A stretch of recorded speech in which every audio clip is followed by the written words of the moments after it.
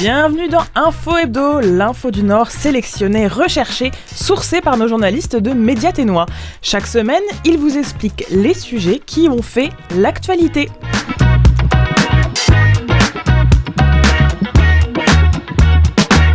Aujourd'hui, je suis accompagnée de 3 journalistes de Média Ténois, Nelly Guidici, Élodie Roy et Cristiano Pereira. Bonjour à tous les 3. Bonjour. Bonjour. Bonjour. Et n'oublions pas Denis Laure qui, au cœur de l'émission d'aujourd'hui, nous fera un topo sur la notion de minéraux critiques OTNO. Mais tout d'abord, que se passe-t-il cette semaine dans les territoires du Nord-Ouest et alentours ? On commence à Yellowknife avec toi, Cristiano. On va parler du Collège nordique, alors non pas pour évoquer une nouvelle fois des coupes de personnel et de subventions, mais pour parler du projet Rendez-vous nordique. Alors, est-ce que tu peux nous en parler plus précisément et pourquoi il a été lancé OTNO ? Oui, le constat de départ est assez simple. Dans le territoire nord-ouest, demander un service en santé, en français, reste souvent compliqué. Donc, il y a beaucoup de francophones qui n'arrivent pas toujours à être compris, même pour des choses essentielles. Et dans le domaine de la santé, on sait que la langue peut faire une vraie différence. Dans la façon d'expliquer ses symptômes, dans la confiance et aussi dans le diagnostic, en fait. Donc, le Collège nordique a voulu agir sur ça et l'occasion est arrivée grâce à un financement obtenu par la Société Santé en français et soutenu par Santé Canada. Et c'est un financement sur 5 ans, donc un projet qui a le temps de s'installer, de tester des méthodes, de se développer. L'objectif, c'est vraiment d'aider les travailleurs du système de santé à être plus à l'aise en français, que ce soit pour accueillir, rassurer, orienter ou expliquer des choses importantes à les gens. Donc en résume, ils cherchent à que les gens puissent recevoir des soins dans leur langue et que les employés aient des outils pour le faire. Mais concrètement, qu'est-ce que le Collège nordique met en place pour aider les travailleurs et comment ça fonctionne ? Oui, donc il y a 3 grandes composantes dans le projet. D'abord, il y a un programme de jumelage. Et là, on met en contact un employé du secteur de santé. Ça peut être quelqu'un de l'hôpital, des services sociaux, une personne au comptoir, un étudiant, un soin infirmier, avec un menteur francophone. Et donc, ils se rencontrent régulièrement et ils discutent en français. Et ils travaillent sur le vocabulaire lié aux soins. Mais aussi, juste la conversation a un effet sur la confiance, le fait d'oser parler en français déjà. Donc, ensuite, il y a ce qu'ils appellent les cafés de Paris. Et en gros, ce sont des ateliers de conversation très souples en ligne au collège. Et c'est pas exactement un cours de français très formel, non ? Donc les gens peuvent venir une semaine et pas la suivante, ou juste participer seulement à une demi-séance. Ouais, c'est de la conversation, voilà. Comme un café, quoi. Exact. Et ils ont aussi présenté, c'est toujours en cours de préparation, ce qu'ils appellent un cahier d'apprentissage complètement adapté au contexte du Nord et aux situations médicales. C'est comme un petit livre, non ? C'est pas trop petit, mais il a plus de 100 pages en fait. C'est un outil très concret, pensé pour les employés, comment accueillir un patient, comment poser certaines questions, comment expliquer un soin. Et ça, le but, c'est de le faire dans un langage clair, simple et utile au quotidien. Et est-ce que n'importe qui peut participer, toi comme moi, ou est-ce que c'est vraiment réservé aux professionnels de santé ? Non, pas du tout. Et c'est même l'une des forces du projet. Quand on parle du système de santé, on pense tout de suite aux médecins, aux infirmières. Mais il faut pas oublier qu'il y a énormément de personnes autour qui jouent un rôle essentiel aussi. Donc le projet s'adresse aussi aux réceptionnistes, au personnel administratif, aux gens qui travaillent derrière le comptoir, aux agents de santé, aux travailleurs de services sociaux, voilà, même aux étudiants. Bref, tous ceux qui parlent avec des patients, que ce soit 5 minutes ou 30 minutes, sont concernés. Et l'idée, c'est que le parcours d'un patient puisse être plus fluide du début à la fin. Ouais. Je sais qu'ils ont aussi lancé un appel. Ils aimeraient accueillir davantage des démenteurs, idéalement des francophones qui travaillent eux-mêmes dans le domaine de la santé. Ils disent que ça permettrait aux apprenants de pratiquer avec des gens qui connaissent bien la réalité du terrain, les situations, le vocabulaire, toute la pression, voilà. Et en clair, si quelqu'un nous écoute, si vous travaillez en santé, si vous voulez aider, si vous connaissez quelqu'un qui pourrait profiter du programme, je pense que c'est le moment de faire passer le message. Oui, tout à fait, parce qu'il ne faut pas hésiter, c'est sûr que la santé, c'est important, et de pouvoir le dire dans sa langue, exactement. Les mots qu'on a, c'est quand même plus agréable, et c'est plus simple pour la suite, tout à fait.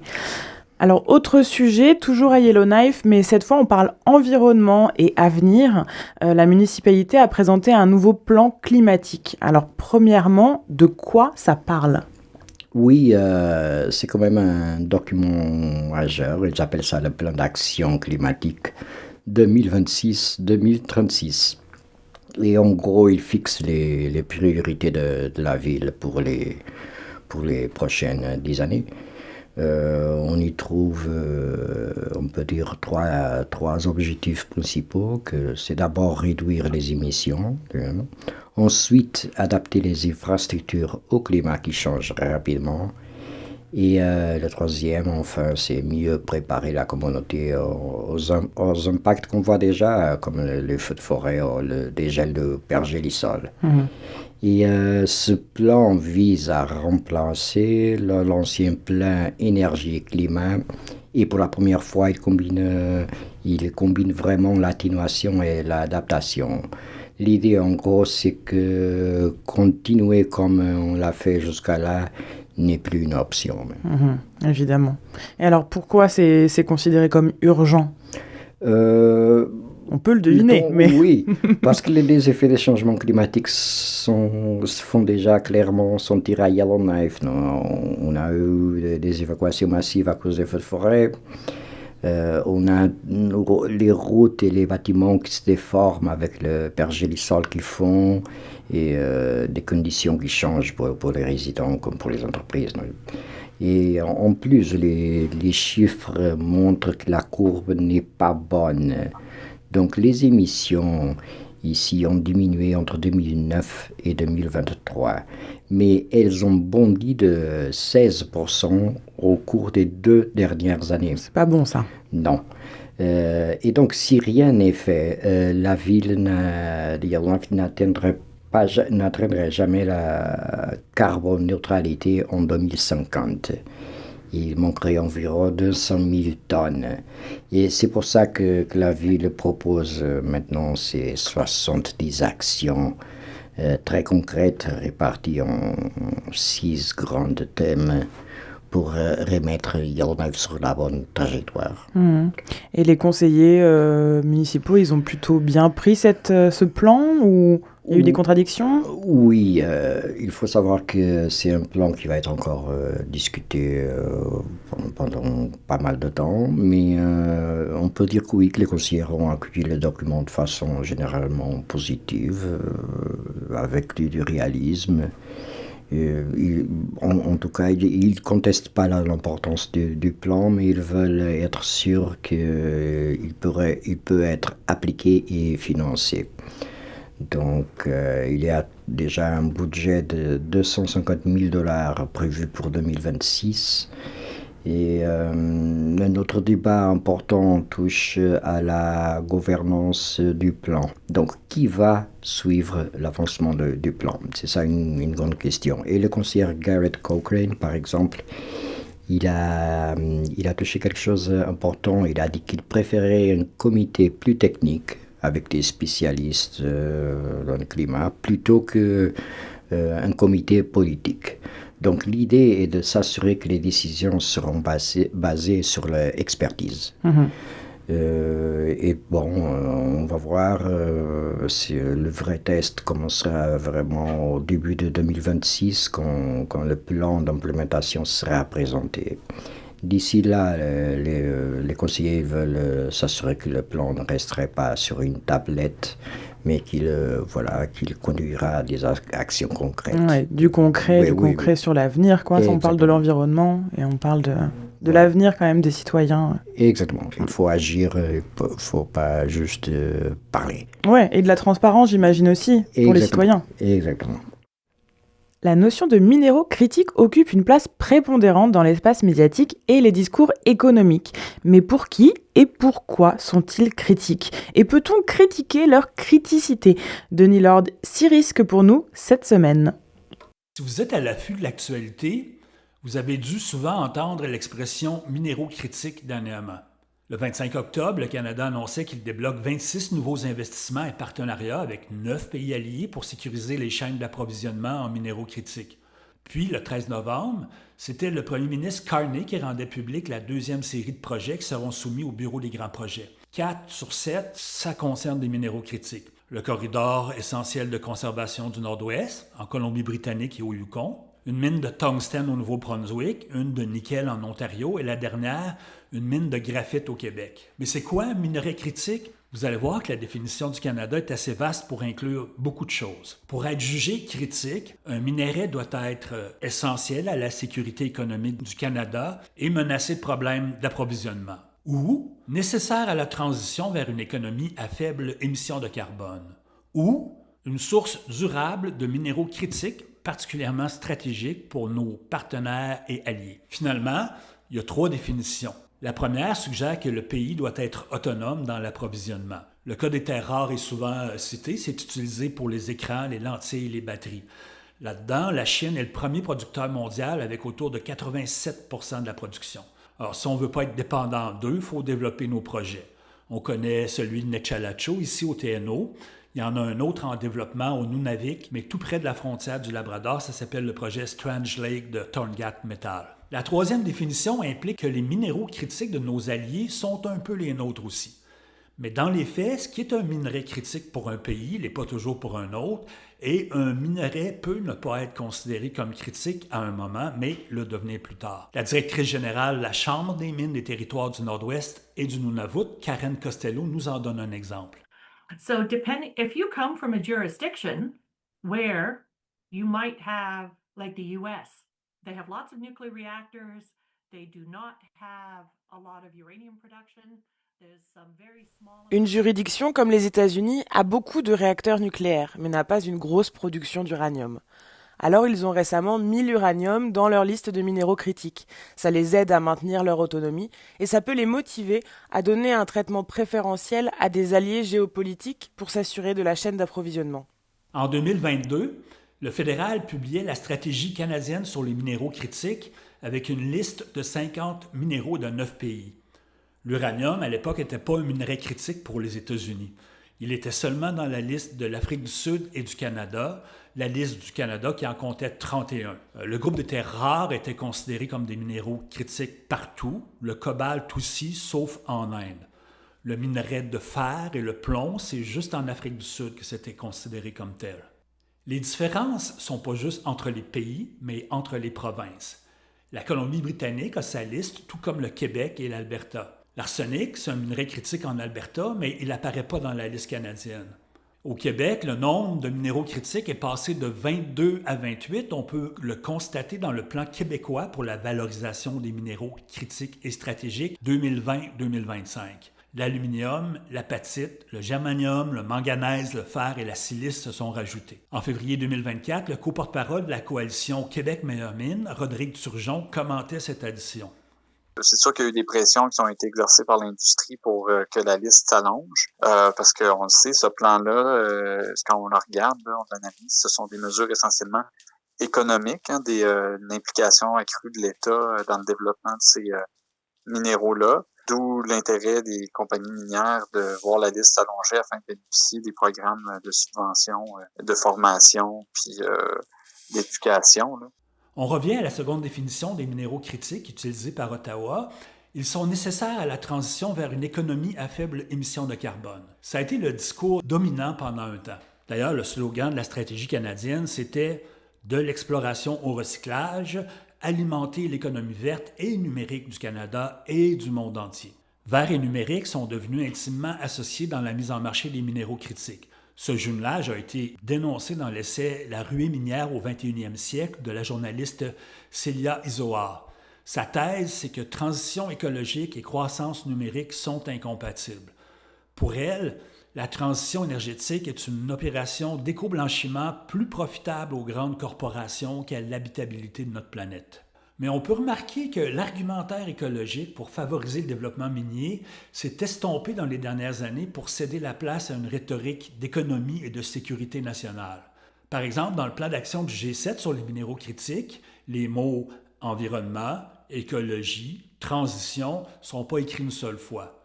On retrouve seulement les mots l'atténuation des répercussions externes négatives comme la pollution et la dégradation des sols. À propos de cette transformation du discours, on écoute Jenny Neen, qui est co-responsable du programme national Mining Watch Canada. So yeah, we didn't hear much about critical minerals for a long time, really since the Cold War, until we get to, a couple of things. One is the geopolitical tension really between the US and China. On n'avait pas entendu parler de minéraux critiques depuis longtemps, depuis la guerre froide. Et il n'y avait pas vraiment de définition de ce qui était critique avant que n'arrivent deux choses.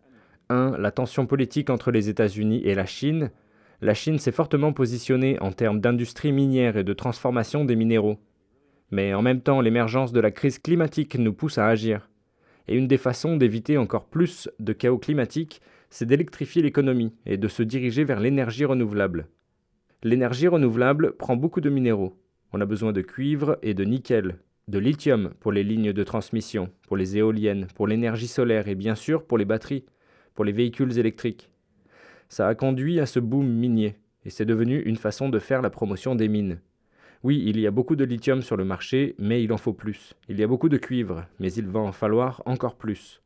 Beaucoup de ça, c'est juste de la promotion. Ça nous préoccupe qu'on fasse de l'éco-blanchiment pour des projets miniers qui sont mauvais pour l'environnement et les communautés.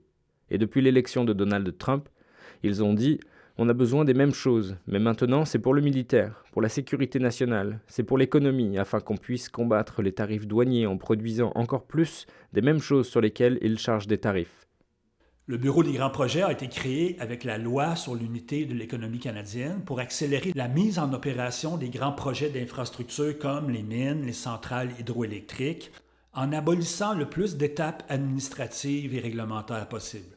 Selon Mining Watch Canada, plusieurs des projets qui ont été présentés comme d'intérêt national le 13 novembre dernier étaient déjà approuvés sans avoir recours à la loi.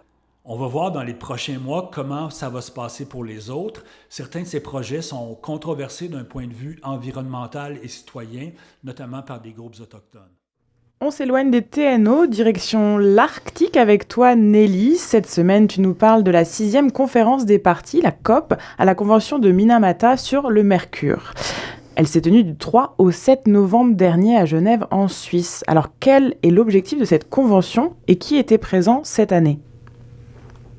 Alors, cette convention, elle a été créée en 2013, ça fait un petit moment déjà, et comme son nom l'indique, elle a pour objectif de réunir 128 pays qui sont signataires quand même aujourd'hui, qui viennent des 5 continents, et l'objectif de cette convention, c'est de protéger la santé humaine et l'environnement, la biodiversité contre les effets néfastes du mercure. Le mercure est présent dans des objets de la vie de tous les jours, par exemple les lampes, il peut être présent dans certains amalgames dentaires et utilisé par les dentistes, mais le mercure est aussi utilisé dans l'extraction artisanale ou pas de l'or, et c'est une activité qui est présente partout dans le monde. Donc cette année, le Canada était présent comme il y a 2 ans et comme plusieurs années, et à sa tête il y a Alison Dixon qui est gestionnaire substances organiques et métaux à Environnement et Changement climatique Canada. j'ai eu l'opportunité de m'entretenir avec elle et selon elle, cette année encore, les échanges ont été fructueux, la collaboration entre les pays est présente et toutes les parties vraiment viennent travailler de bonne foi pour avancer dans la bonne direction finalement et pour essayer de limiter les effets, la pollution du mercure sur l'environnement, que ce soit à la fois pour les humains, les populations humaines, mais aussi pour la faune et la flore. Alors, on l'espère, mais est-ce que des organisations autochtones étaient présentes ?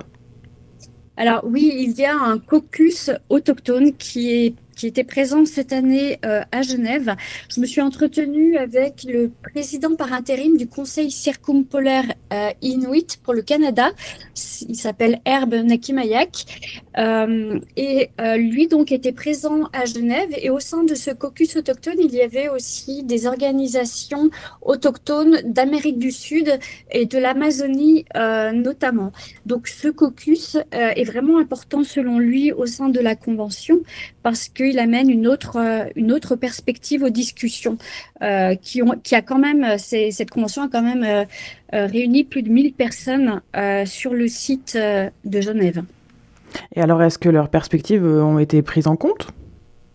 Alors oui, cette année en particulier, il trouve qu'il y avait vraiment eu de gros progrès qui ont été faits parce qu'au sein du caucus, les membres autochtones qui font partie du caucus s'assurent que leur voix, la perspective autochtone, que ce soit les populations inuites du Canada ou de l'Arctique circumpolaire, ou les populations d'Amérique du Sud, de l'Amazonie, qui sont directement impactées par les effets de la pollution sur le mercure, parce que le mercure voyage malheureusement à travers l'air et les courants, et il se retrouve en Arctique, il se retrouve dans les courants d'eau de l'Amazonie.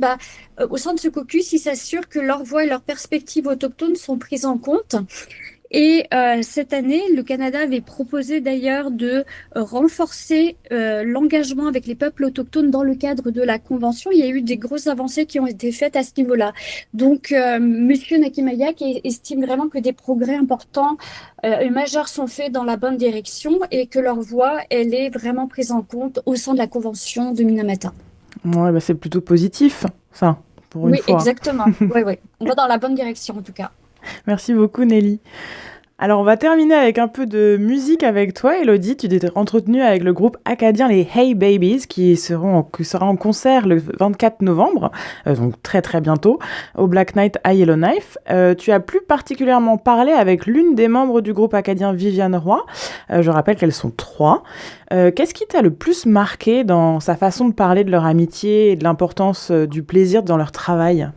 Oui, alors ce qui m'a plus marqué dans notre entrevue, c'est à quel point leur amitié semble réelle et authentique. Elle n'essaie pas de se créer comme une image comme certains artistes pourraient le faire. Le plaisir et bonheur de faire de la musique ensemble est vraiment comme au cœur de tout ce qu'elles font. Et elles se complètent naturellement, du moins c'est ce qu'on m'a dit. Elles rient beaucoup ensemble et on sent que pour elles, la musique est comme une extension de leur lien. Elles m'ont expliqué que, Viviane m'a expliqué que si le fun n'est pas là, le reste ne suit pas. Comme c'est le mieux que comme je peux souvent mettre. Dans la vie. C'est ça. Et cette philosophie leur donne vraiment une énergie unique. Et alors, comment est-ce que tu as perçu leur évolution musicale, surtout avec ce mélange unique de folk, d'indie, d'influence acadienne ? Oui, c'est sûr que les types de musique ont un peu bougé avec le temps, mais en travaillant sur l'article, j'ai pu mieux comprendre leur évolution, là. Elles ont commencé avec un son très folk trade, mais elles sont rapidement intégrées des influences plus modernes, parfois même un peu indie ou rock dans leur style. Ce qui est intéressant aussi, c'est qu'elles n'essaient pas de suivre un mode, comme des fois on va être dans l'ère du rock, pop, rap, mais elles ne suivent pas du tout ça. Elles évoluent selon ce qui leur ressemble au moment présent. Désolé. Elles m'ont parlé de leur désir de rester libre dans leur création, surtout c'est ça le grand truc pour eux. Et ça se ressent autant dans leur album que dans leur performance sur scène. Et alors tu mentionnes aussi dans ton texte qu'elles accordent une grande place à la culture francophone. Alors qu'est-ce que tu as appris en discutant avec elles sur la façon dont elles transmettent cette identité à travers leur musique et leur présence sur scène aussi ? Oui, alors ce que j'ai appris, c'est que leur identité francophone fait vraiment partie intégrante de leur façon de créer. Elles m'ont dit que chanter en français, c'est surtout en acadien, ce n'est pas un choix stratégique, c'est un ancrage culturel. Elles veulent que leur musique représente d'où elles viennent et qu'elle fasse rayonner leur communauté. Je m'excuse.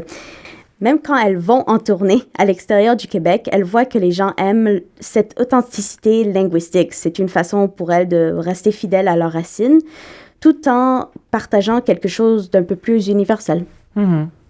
Merci beaucoup. Alors, je le rappelle, le concert est présenté par l'AFCY.